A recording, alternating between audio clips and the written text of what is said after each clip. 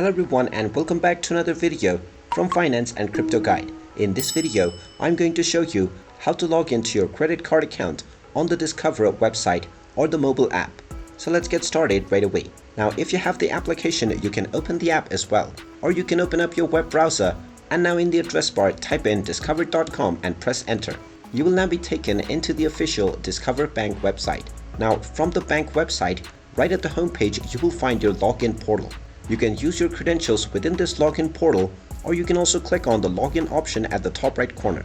Just type in your user ID followed by your password, and then within the drop down menu you will see that the credit card option has already been selected by default. So select the credit card option and now click on the login button, and now you will directly be logged in to your credit card account on your Discover account.